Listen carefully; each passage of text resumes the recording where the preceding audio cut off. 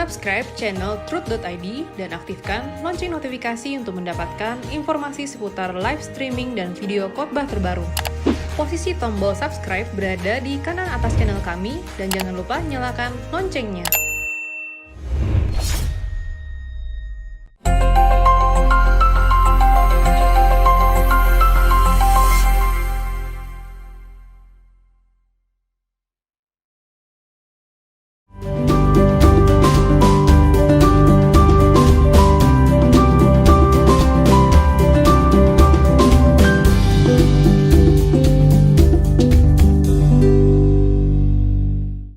Di dalam Injil Matius pasal 19 ayat 2, Tuhan Yesus berkata, "Aku berkata kepadamu sesungguhnya, pada waktu penciptaan kembali apabila anak manusia bersemayam di tahta kemuliaannya, kamu yang telah mengikut aku akan duduk juga di atas 12 tahta untuk menghakimi ke-12 suku Israel."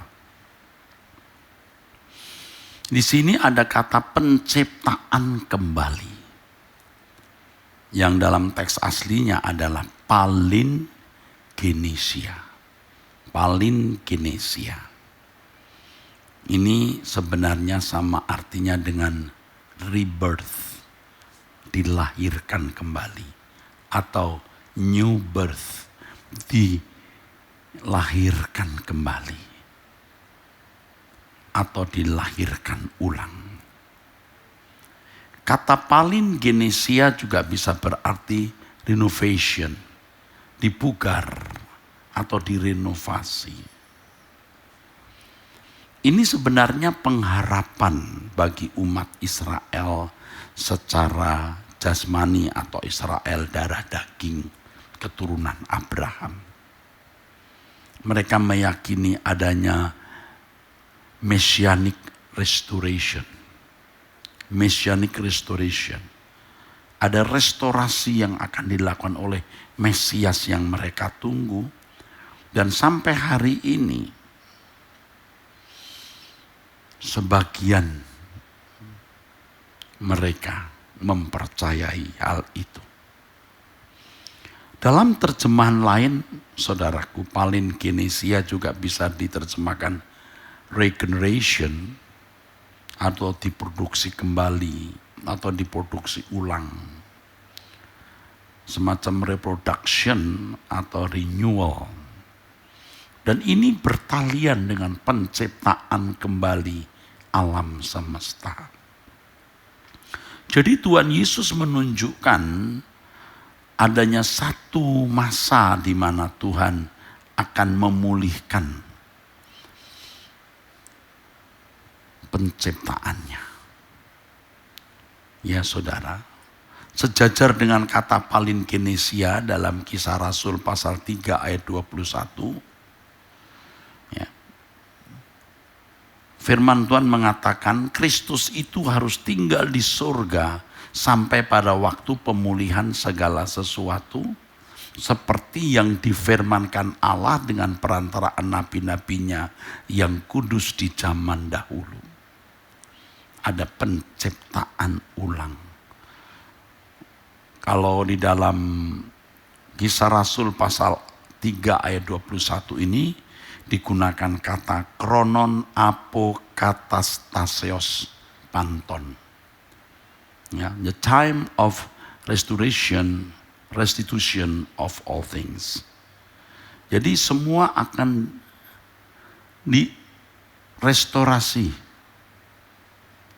Ya, akan direstorasi. Ada restorasi segala sesuatu. Ya.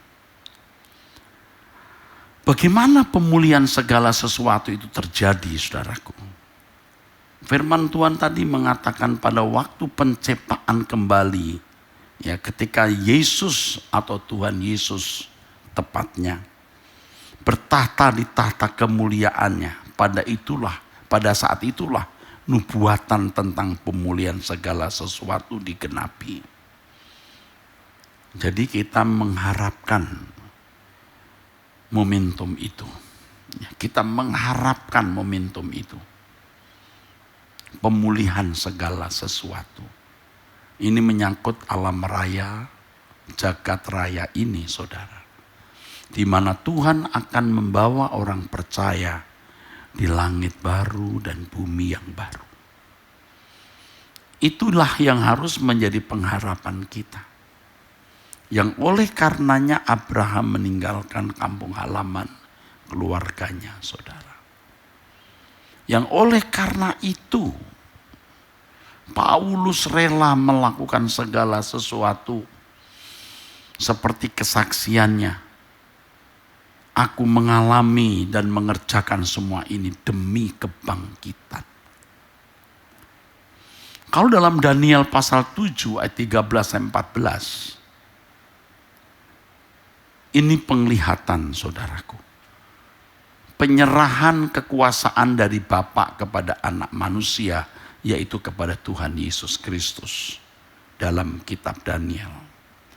Pada waktu itulah, saudaraku, pada waktu nanti maksudnya, ada penyerahan kekuasaan dari yang lanjut usia. Ini menunjuk Allah Bapa kepada anak manusia, ini pasti Yesus. Ya. Jadi kekuasaan itu milik Bapa yang diserahkan kepada Yesus. Seperti Bapa menentukan hak-hak pemerintahan padaku, tuh ucapan Tuhan Yesus, Bapa yang memiliki segala kuasa, kemuliaan dan kerajaan. Yesus akan menerima kuasa pemerintahan itu. Dan ini akan digenapi, di mana setiap lutut akan bertelut dan setiap lidah akan mengaku bahwa Yesus adalah Tuhan. Filipi pasal 2 ayat 9-11. Inilah akhir dari sejarah dunia atau sejarah bumi. Pemerintahan manusia akan berakhir dan digantikan oleh pemerintahan Allah semesta alam yang kekal di dalam Tuhan Yesus Kristus. Saudara terima ini. Saudara dan saya harus percaya ini.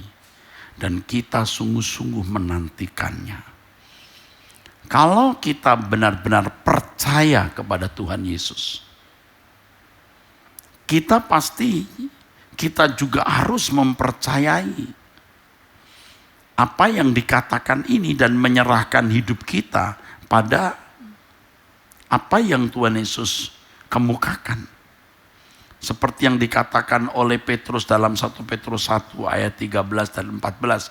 Taruh seluruh pengharapanmu pada penyataan kedatangan Tuhan. Jadi kita memang disuruh untuk menaruh seluruh pengharapan kita pada penyataan kedatangan Tuhan. Jadi peristiwa itu dikemukakan oleh Tuhan Yesus. Dan kita harus mempercayai dan menaruh seluruh pengharapan itu kepadanya. Dan saat itu sudah dekat, saudaraku.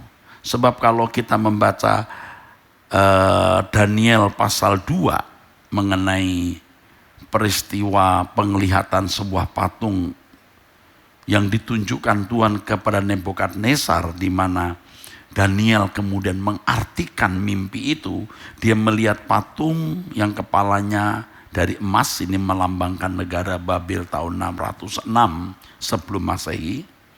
Dada dan lengan dari perak, ini melambangkan pemerintahan Media Persia tahun 539 sebelum Masehi.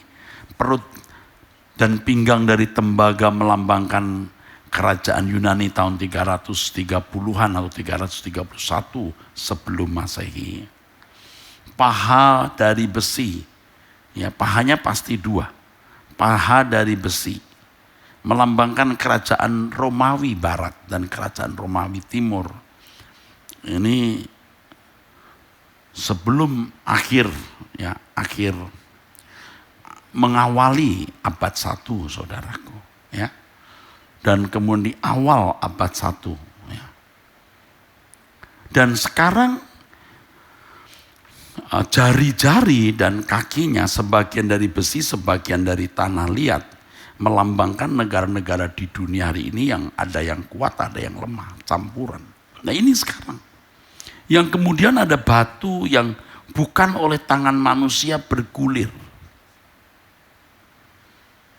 Ini Daniel pasal 2 ayat 44. Batu itu bukan oleh tangan manusia menghancurkan patung besar ini, dan batu ini akan memenuhi bumi. Ara, ya, bukan Eretz di situ. Dan ini menunjukkan bahwa semua kerajaan dunia akan dihancurkan, kemudian kerajaan Tuhan akan datang secara fisik menguasai seluruh alam semesta. Kerajaan tersebut adalah kerajaan Tuhan Yesus yang akan dinyatakan secara fisik, ya, mengatasi semua kerajaan dan pemerintahan, saudaraku.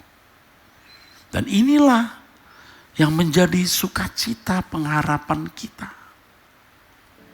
Kau janjikan langit baru dan bumi yang baru, di mana tiada air mata, duka cita. Aliran air kehidupan mengalir dari tatamu, keteduhan sempurna abadi. Bersama orang kudus-Mu, sujud menyembah selamanya. Rinduku, hausku, bilakah ku diam di sana.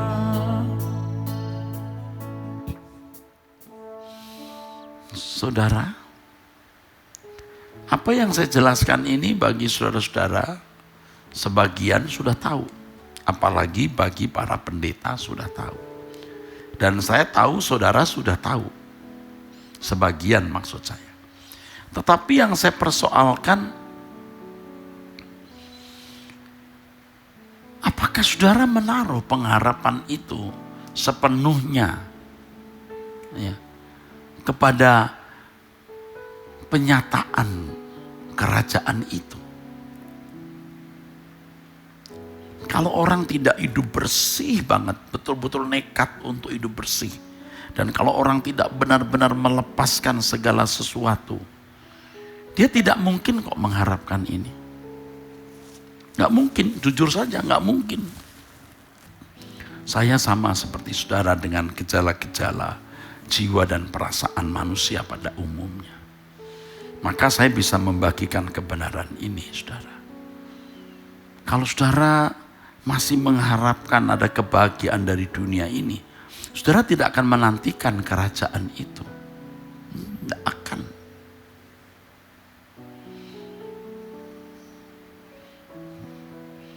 Jadi kalau kita mengatakan rinduku, hausku, bilakah ku diam di sana. Harus patah hati dulu kita. Ya. Rinduku, hausku, bilakah ku diam di sana. Rinduku, hausku, bilakah ku diam di sana. Kita itu tidak ingin pulang ke surga, tidak ingin dunia lainnya, karena kita mau menikmati dunia hari ini. Bukan hanya orang kaya yang bisa menikmati dunia sampai melupakan Tuhan. Orang miskin pun juga. Orang tidak mampu secara materi maksud saya. Nah sekarang saudara, saya tidak persoalkan kaya atau miskin. saudara dan saya yang memang akan mewarisi kerajaan itu, wah harus benar-benar fokus mempercayai itu seperti yang dikatakan Roma 8 ya saudaraku sekalian ayat 17. Kita akan menerimanya bersama-sama dengan Tuhan Yesus. Satu hal yang pasti bahwa Tuhan berbicara melalui sejarah, melalui peristiwa-peristiwa yang terjadi dalam hidup manusia yang mempengaruhi manusia secara masif, secara universal atau banyak orang dalam kelompok besar atau dalam jumlah besar. Pergerakan sejarah merupakan suara Allah yang harus kita perhatikan dengan sungguh-sungguh. Seperti mimpi dari Raja Nebukadnezar yang tadi saya kemukakan mengenai kepala emas yang melambangkan negara Babel, lalu Media Persia, lalu Yunani, lalu Romawi. Kemudian sekarang terpecah-pecah negara kuat, negara lemah. Juga di dalam kitab Wahyu mengenai adanya kelaparan, bencana seperti COVID-19 ini tidak mungkin kebetulan. Ini merupakan isyarat atau signal dari Allah yang mengingatkan kita bahwa kita ada dalam perjalanan sejarah dunia dan pasti akan berakhir pada waktunya. Kerajaan Tuhan Yesus akan ditegakkan. Mengapa kita tidak ikut Tuhan Yesus? Hidup sesuci-sucinya, menderita bersama dengan Dia. Bisa saudara menderita bersama dengan Dia, juga bisa tidak menderita bersama dengan Dia. Bisa. Penderitaan yang kita alami itu yang pertama harus melalui proses penyangkalan diri untuk menolak segala tindakan yang tidak sesuai dengan kehendak Allah. Apapun itu. Untuk hidup tidak bercacat, tidak bercela, tidak mudah saudara. Mengampuni orang yang bersalah, karena mengampuni itu berkorban saudara. Tidak mudah saudara.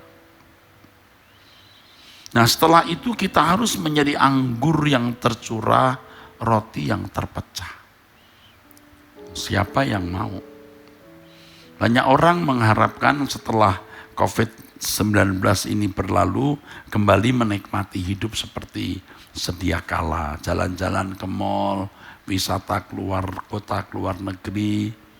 Ya, kalau Tuhan memperkenan itu. Kalau tidak, saudara mau kemana? Kalau tidak hanya, kalau bukan mati. Ya.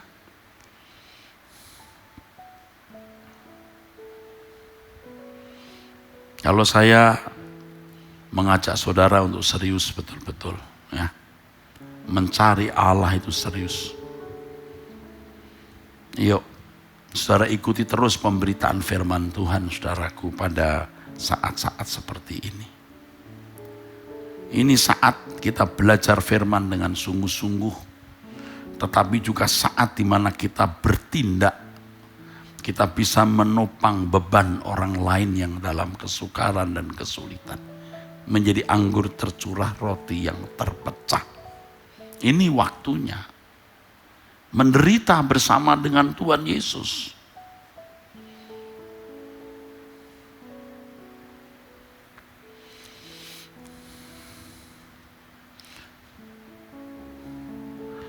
Tanpa saya sengaja satu kali saya melihat TV, lalu ada film The Beauty and the Beast. The Beauty and the Beast. Beast ya, dengan wajah buruk saudara.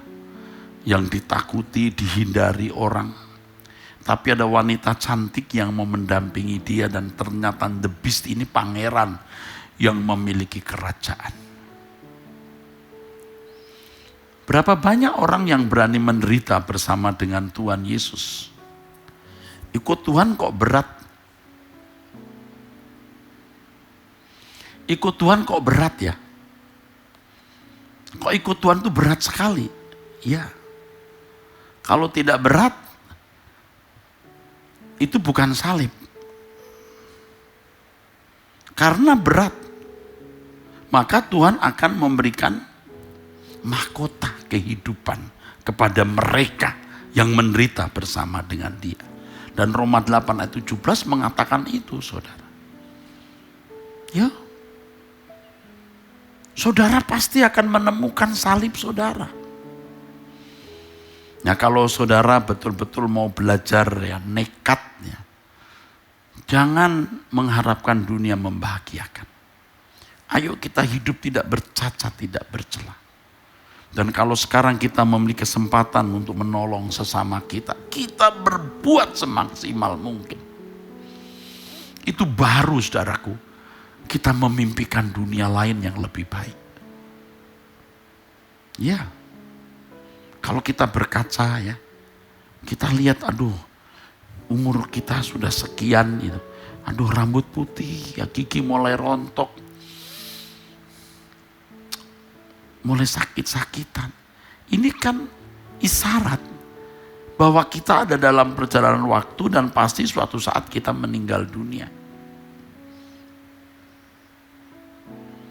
Kenapa kita tidak mempersiapkan diri, saudara? Kalau saudara tidak menginginkan kerajaan itu dan tidak menantikannya, saudara pasti tidak benar hidup kekristenannya. Kekristenanmu pasti belum tepat. Nah, kalau saudara Kristen baru, saya bisa maklum, saudara. Tapi kalau saudara sudah tua, tidak memiliki pengharapan kehidupan bersama Yesus,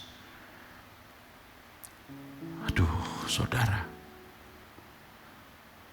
Saudara mengharapkan apa lagi? Bahkan kepada orang-orang muda pun, saya mengajak kalian yang masih muda-muda, taruh harapanmu di kehidupan yang akan datang. Di kerajaan Tuhan kita Yesus Kristus. Hari ini kita maksimalkan semua potensi, betul. Bukan untuk kebanggaan diri, bukan untuk kesenangan kita, tapi untuk mengabdi kepadanya. Jelas ada suara Tuhan di balik perjalanan sejarah ini. Sebagai buktinya bahwa Tuhan berbicara melalui sejarah adalah misalnya Matius 24 ayat 6-8 mengenai perang, ya, perang dunia pertama, perang dunia kedua. Ya. Tuhan sudah berkata kepada bangsa Israel, ya, ketika mereka menyalibkan Yesus, mereka berkata, biarlah dosa ditanggungkan atas kami. Dan memang bangsa itu memberontak kepada Elohim Yahweh berulang-ulang. Maka Allah berkata, aku cerai-beraikan kamu, aku serahkan kamu, diaspora, dan di negeri di mana kamu berada, pedang akan mengejar kamu. Saudara, dari tahun 1939 sampai 1945 Perang Dunia Kedua, sekitar 7 tahun itu ada 6 juta orang Yahudi yang mati. Dalam waktu 6 juta dalam waktu sekitar 7 tahun, 6-7 tahun itu. Tetapi beberapa tahun kemudian, seperti janji Allah, aku akan mengumpulkan kamu dari berbagai tempat dan kamu akan kembali membangun negerimu. Itu tahun 1948, 14 Mei, ketika bangsa Israel mendeklarasikan kerajaan atau negara Israel modernnya di Tel Aviv, yang sekarang ibu kotanya berkedudukan di Yerusalem dan menjadi masalah bagi banyak bangsa. Saudara, hari-hari ini kita mendengar perebutan gencar kota Yerusalem, maksud saya beberapa bulan lalu. Ya. Ketika Israel menjadikan Yerusalem ibu kotanya. Itu perjalanan sejarah. Dan sekarang kita melihat COVID-19 pasti ada maksud Tuhan. Tidak ada sesuatu yang terjadi dalam hidup ini secara kebetulan, saudaraku. Kita ada di zaman kaki. Zaman yang benar-benar akhir. Akhir sebuah akhir zaman. Sebab sejak Yesus naik ke surga itu sudah mulai terhitung zaman akhir. Sejak peristiwa Pentakosta, Nabi Yoel bernubuat akan terjadi pencurahan Roh Kudus. Itu akhir zaman. Kita sekarang di ujung akhir zaman itu. Dikatakan dalam kitab suci bahwa kerajaan itu adalah kerajaan yang akan berdiri tegak selama-lamanya. It will stand forever. Ini kerajaan Allah. Penciptaan kembali menunjuk kepada sesuatu yang dibaharui. Alam semesta ini, universe, secara fisik. Ya saudara, bisa saja solar system, yaitu keluarga matahari kita dengan beberapa planet ini, saudara, akan lenyap. Atau mungkin galaksi Bima Sakti atau Milky Way ini. Lalu ada lahir muncul Wahyu 21 ayat 1, langit baru, bumi baru. Saya mengajak saudara merindukan itu, saudara. Saya marah kepada diri saya sendiri kalau saya tidak merindukannya. Saya marah. Apa yang kamu nantikan? Kalau mulai ada kesenangan, kesukaan tertentu, wah, ini bisa pengkhianatan. Sebab Yesus berkata, di mana aku ada, kamu ada. Kok kita tidak ingin di mana Yesus ada? Itu pengkhianatan. Saya marah kepada diri sendiri.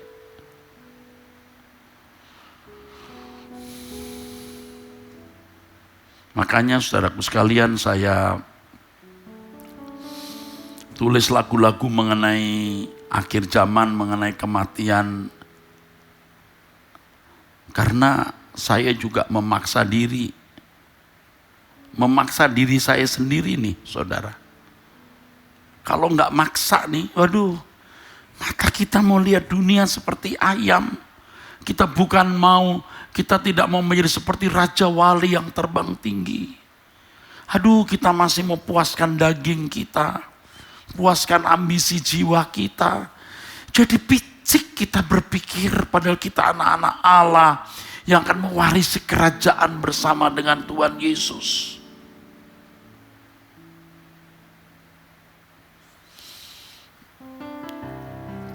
Maksa diri. Dan saya merasa sudah mulai terus bergerak. Maka saya mengajak saudara, ayo maksa dirimu. Kalau saudara tidak maksa diri, saudara dengar khotbah saya, lama-lama saudara tidak tune dengan saya, capek. Ya, karena saudara tidak satu gairah dengan saya.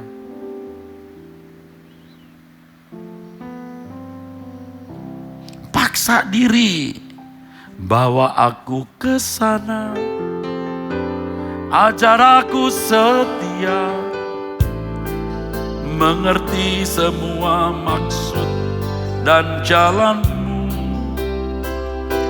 Tak ku ingini lagi indahnya dunia ini, karena ku yakin yang kau sediakan sempurna. Memang kadang-kadang saya juga kasihan melihat orang di sekitar saya ya, yang lagi berhasil, lagi sukses dalam bisnis, lagi menikmati rumah bagus, mobil bagus. Lalu saya mengajak mereka, ayo kita pulang ke surga. Duh, kok gak tega ya. Tapi sekarang dengan adanya COVID-19 ini, saya lebih berani. Mau cari apa kamu? Sekarang ini baru COVID-19, nanti kalau ada COVID yang lain, ada wabah yang lain tidak kita harapkan.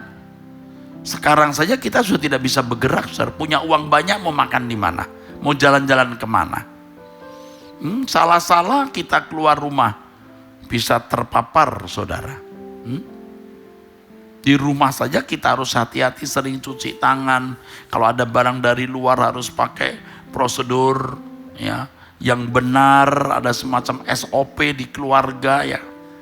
Dijemur dulu, semprot pakai disinfektan dan lain sebagainya. Mau cari apa? Maksa, dipaksa. Aduh, ayo kita maksa. Pindahkan hatimu di kerajaan Allah. Paksa, kalau tidak bisa, kita duniawi terus. Nanti kebanggaannya itu ya uang, harta, gelar, pangkat, kenal pejabat tinggi, lalu kita mau dihormati orang. Aduh, saudara.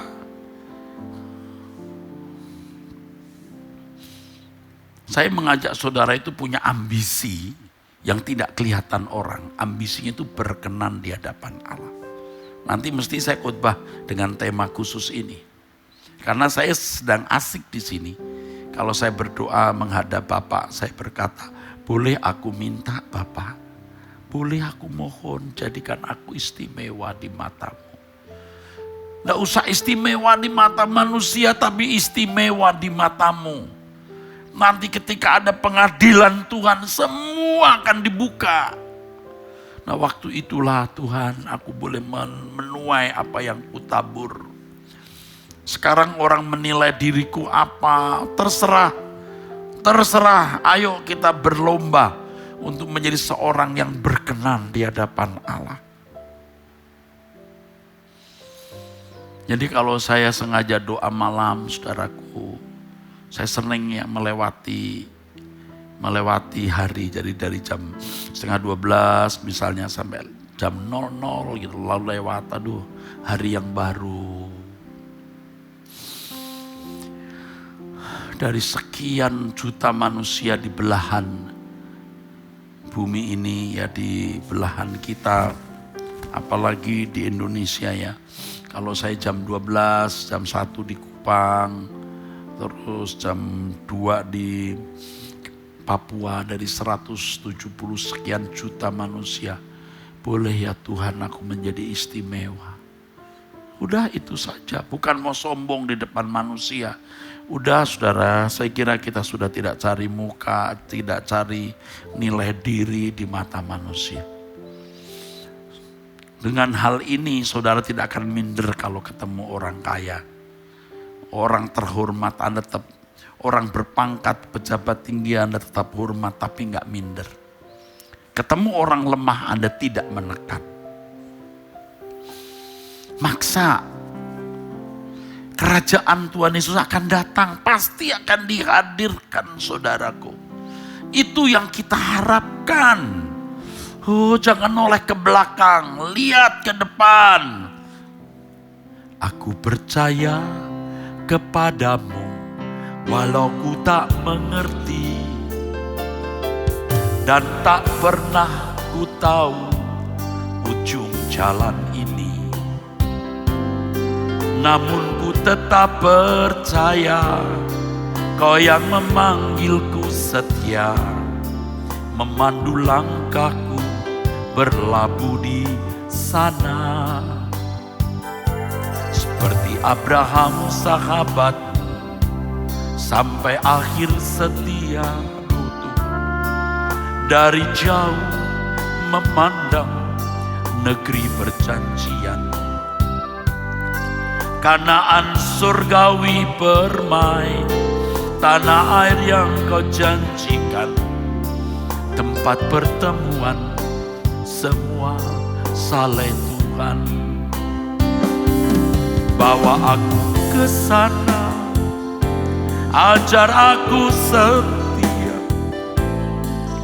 mengerti semua maksud dan jalan-Mu. Tak ku ingini lagi indahnya dunia ini, karena ku yakin yang Kau sediakan sempurna. Mari katakan saudara, bawa aku ke sana, ajar aku setia, mengerti semua maksud dan jalan-Mu. Tak ku ingini lagi indahnya dunia ini, karena ku yakin yang kau sediakan sempurna.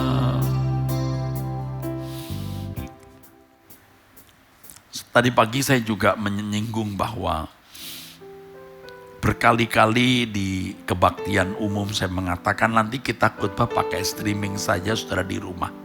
Dan itu memang tidak pernah saya duga akan terjadi keadaan seperti hari ini. Dan entah bagaimana saya mengatakan hal itu saudara. Dan itu bagus. Dan sekarang ini bagus. Ya. Akan nampak orang yang setia atau tidak. Ya. Saudara di rumah ikuti enggak khotbah-khotbah begini dengan betul-betul konsentrasi. Karena saya pun juga konsentrasi. Saya juga persiapkan dengan baik, tetapi persiapan yang sesungguhnya itu bukan tulisan, ketikan, buku. Bukan. Hidup kita ini persiapan saudaraku. Persiapan yang benar, persiapan yang benar. Persiapan yang sesungguhnya saudaraku. Itu yang benar. Saya mengajak saudara untuk serius. Langit baru dan bumi baru ini alam semesta yang luar biasa indahnya. Gak kebayang. Dan kita akan berkata, tidak kuduga seindah ini. Kita akan berkata tidak kuduga seindah ini. Oh, kalau kita sudah meninggalkan percintaan dunia, kita mau hidup benar-benar tidak bercacat, tidak bercela. Waktu kita berkata, tidak kuduga seindah ini, tanpa penyesalan. Tapi kalau saudara tidak sungguh-sungguh, tidak kuduga seindah ini, pasti ratap tangis dan kertak gigi. Saudara tolong deh sadar ya. Saya tidak mengintimidasi saudara supaya saudara menjadi anggota gereja ini atau memberi uang. Enggak memberi, enggak apa-apa. Memang saya mengajak saudara untuk menolong orang-orang miskin hari ini ya. Ya. Khususnya hamba-hamba Tuhan di daerah. Saya mengajak. Tentu saya sendiri juga berkorban. Karena saya yang mencanangkan ini tanpa persetujuan siapa-siapa. Dan ini pasti juga orang sekitar saya ada yang berpikir enak aja bikin proyek begitu, nanti uangnya kita yang mikul. Mungkin juga ada yang curiga untuk ngangkat diri. Iya, saya tidak maksud untuk ngangkat diri saudara, untuk khotbahnya sudah memati-mati begini kita mau ngangkat diri apa? Kalau nggak mau bantu nggak usah. Bahkan saya sudah katakan, kalau engkau tidak bertobat, uangmu itu haram. Uangmu itu menjijikkan, karena hatimu menjijikkan. Ya biar uang kecil saudara, aduh itu tetesan air mata. Apalagi di suasana COVID-19, susah sekali cari hidup, cari uang, cari nafkah. Tapi kalau kita bisa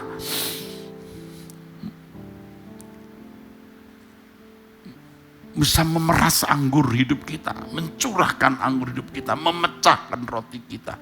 Betapa itu menyenangkan hati Allah. Ayo deh kita maksa untuk hidup benar ya. Soal duit jangan diomongin, nanti salah mengerti ya. Salah mengerti. Saudara jadi anggota gereja yang saya gembalakan boleh, enggak pun enggak masalah. Enggak masalah saudaraku, sama sekali enggak masalah. Ya, enggak masalah sama sekali. Tapi yang penting saudara mengerti kebenaran ini lalu bertindak, melangkah. Apalagi saudara anggota dari GSKI Rehoboth atau Sinode GSKI di seluruh Indonesia, bahkan di luar negeri mendengar khotbah saya ini. Tolong deh kita berubah saudara. Aduh kita berubah deh. Mungkin saudara-saudara saya di luar negeri ya, yang memang pecinta suara kebenaran ya saudaraku. Saudara mungkin tidak pernah kembali ke Indonesia. Tidak apa-apa juga. Kita langsung ke langit baru, bumi baru. Oke? Ayo deh kita sungguh-sungguh. Penciptaan kembali menunjuk kepada suatu pembaharuan yang melibatkan alam semesta ini, di mana setelah bumi kita ini, atau kemungkinan juga seluruh keluarga matahari, atau bahkan seluruh galaksi Milky Way di tata surya kita ini dihanguskan. Seperti yang ditulis dalam 2 Petrus pasal 3 ayat 9 sampai 11. Langit baru dan bumi baru. Pasti ada di bagian alam semesta ini, bukan alam semesta yang lain. Saya sudah menyinggung ini minggu lalu. 2 Petrus 3, saudaraku sekalian, ayat 9. Itu menggetarkan, saudara. Menggetarkan. 2 Petrus 3 ayat 9. Tuhan tidak lalai menepati janjinya, sekalipun ada orang yang menganggapnya sebagai kelalaian. Tetapi, ini perhatikan, tetapi ia sabar terhadap kamu karena ia menghendaki supaya jangan ada orang yang binasa, melainkan supaya semua orang berbalik dan bertobat. Tetapi hari itu, ya, Tuhan akan tiba seperti pencuri. Ya, hari Tuhan akan tiba seperti pencuri. Pada hari itu langit akan lenyap dengan gemuruh yang dahsyat, dan unsur-unsur dunia akan hangus dalam nyala api.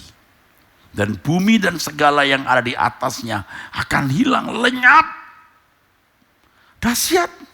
Aduh, COVID-19 ini belum apa-apa dibanding itu. Meledaknya anak gunung Krakatau pun juga tidak ada artinya dibanding hal ini. Lalu, jadi, kata firman Tuhan, jika segala sesuatu ini akan hancur secara demikian, betapa suci dan salehnya kamu harus hidup. Yaitu kamu yang menantikan, kita yang menantikan dan mempercepat kedatangan dari Allah. Pada hari itu langit akan binasa dalam api dan unsur-unsur dunia akan hancur karena nyalanya. Kita mempercepat. Nah, soal mempercepat ini tidak bisa saya jelaskan dalam waktu singkat. Itu saya jelaskan dalam buku saya yang judulnya Corpus Delicti. Mungkin halamannya di atas 200 halaman sampai 300. Tentu tidak bisa saya jelaskan dalam satu kalimat dan tidak bisa juga dinilai orang dengan satu kali khotbah atau 1-2 lembar halaman, ya. Ini panjang lebar saudaraku. Memang ada orang-orang yang tidak setuju, ya enggak apa-apa. Kalau you enggak setuju ya enggak apa-apa.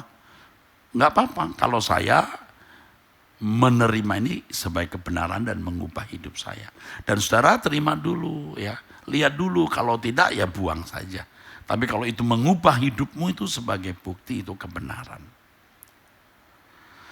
Tetapi sesuai dengan janjinya. Nah, ini luar biasa. Kita menantikan langit yang baru dan bumi yang baru, di mana terdapat kebenaran. Nah, ini saudaraku. Sebab itu saudara-saudaraku yang kekasih, sambil menantikan semuanya ini, kamu harus berusaha. Jadi enggak otomatis. Kita harus berusaha. Usaha di sini bukan menggantikan karya salib, ya. Jangan berpikir naif dan pendek. Jangan berpikir picik. Supaya kamu kedapatan tak bercacat dan tak bernoda di hadapannya dalam perdamaian dengan Dia. Nah, itu yang saya khotbahkan tadi pagi. Secara de jure Tuhan memperdamaikan kita dengan Allah. Secara de facto mungkin belum. Kenyataannya belum. Betapa suci dan salehnya kamu harus hidup. Dengan penjelasan ini, saudaraku, menunjukkan bahwa surga tidak berada di bumi ini. Sebab bumi ini akan terbakar. Unsur-unsur di udara akan terbakar dalam nyala api. Dan Yesus pun dalam Yohanes 18 ayat 36 mengatakan bahwa kerajaannya bukan berasal dari bumi ini. Lebih tegas lagi Yesus berkata, dia pergi menyediakan tempat bagi kita. Kalau ia sudah menyediakan tempat bagi kita, dia akan kembali dan membawa kita supaya di mana dia ada, kita ada.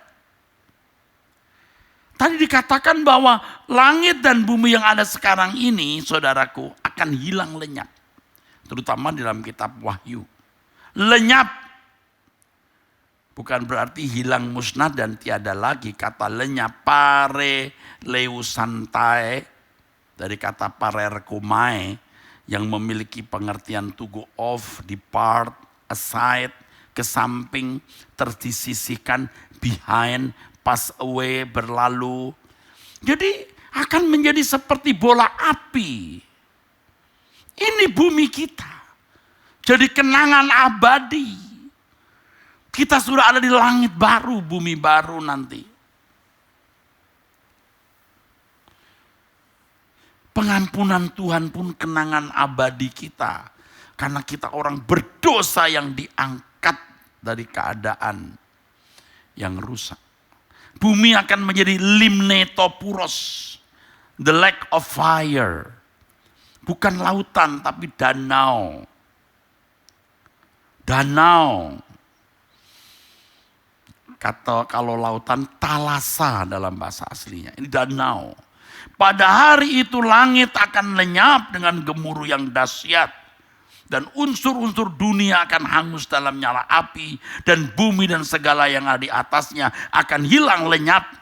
Pada hari itu langit akan binasa dalam api. Dan unsur-unsur dunia akan hancur karena nyalanya. Tetapi sesuai dengan janjinya, saudaraku, Ia akan memberikan kita, saudaraku, langit baru, bumi baru. Itu yang kita nantikan, saudaraku.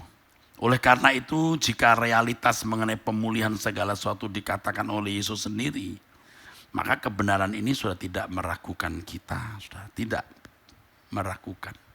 Sama sekali tidak meragukan. Bukan konsep kosong. Kita memiliki pengharapan di sini, saudara. Ya, pengharapan di sini.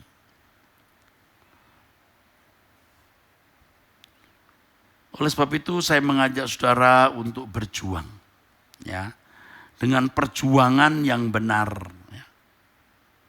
Karena kita masih memiliki kesempatan untuk menderita bagi Dia. Tadi saya menyinggung mengenai apa itu? The beauty and the beast. Ikut Yesus itu menyakitkan. Apalagi abad mula-mula, aduh menyakitkan, saudaraku. Tapi ternyata dia pangeran. Ya. Makanya kita sekarang mau menderita bersama Dia. Tuhan, perkenankan aku selalu ada di sampingmu sejak ku hidup di bumi, sejak ku hidup di bumi sampai di keabadian. Ku iring Tuhan, Tuhan, ku pegang janjiku setia sebagai sahabatmu, senantiasa bersama menunaikan tugas Bapa selesai akhirnya. Ku bersedia hidup kudus tak bercela, takkan lagi dalam percintaan dunia.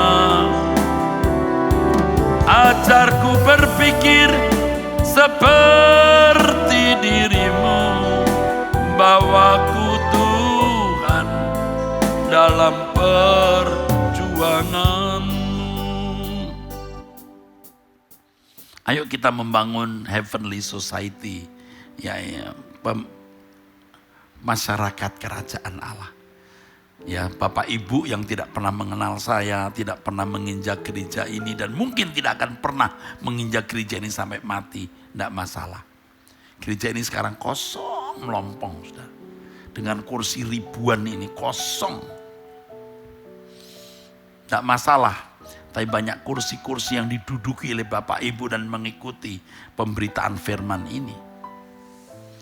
Oleh karena itu, jika realitas mengenai pemulihan segala sesuatu dikatakan oleh Tuhan Yesus, maka kebenaran ini bukan konsep kosong. Sebagai orang percaya kita memiliki pengharapan. Kita sedang menantikan dan menyongsong momentum yang sangat mulia, akbar, agung itu. Inilah yang dimaksud oleh Petrus dalam 1 Petrus 1 ayat 3 dan 4. Hidup penuh pengharapan. Inilah yang dikatakan Paulus dalam Roma 8 ayat 17 sampai 19. Kemuliaan bersama-sama dengan Kristus. Hidup penuh pengharapan bukan di sini, tetapi after the grave. Bukan before the grave. Inilah pengharapan untuk menerima bagian yang tidak dapat binasa, yang tidak dapat cemar, yang tidak dapat layu, yang tersimpan di surga bagi kita. Oleh sebab itu pengertian hari depan kita tidak boleh ditujukan untuk hidup sekarang ini. Jangan harap kalaupun COVID-19 ini lewat, kebahagiaan kita bukan karena COVID-19 bisa ditanggulangi manusia dengan vaksin lah atau bisa diselesaikan. Kebahagiaan kita Tuhan, dan yang kita harapkan adalah kerajaannya. Tapi ingat, kita mengatakan ini bukan berarti antisosial, tidak peduli orang lain. Bukan berarti lalu kita tidak peduli dengan hukum, peraturan. Kita taat.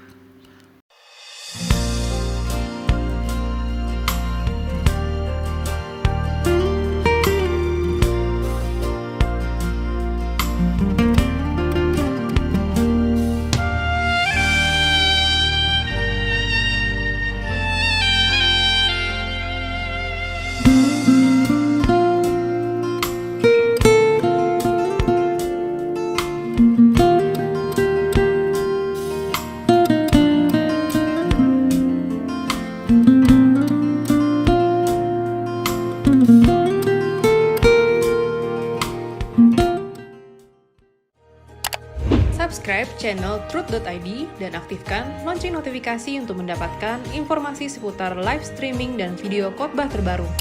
Posisi tombol subscribe berada di kanan atas channel kami dan jangan lupa nyalakan loncengnya. Subscribe channel Truth.id dan aktifkan lonceng notifikasi untuk mendapatkan informasi seputar live streaming dan video khotbah terbaru. Posisi tombol subscribe berada di kanan atas channel kami dan jangan lupa nyalakan loncengnya.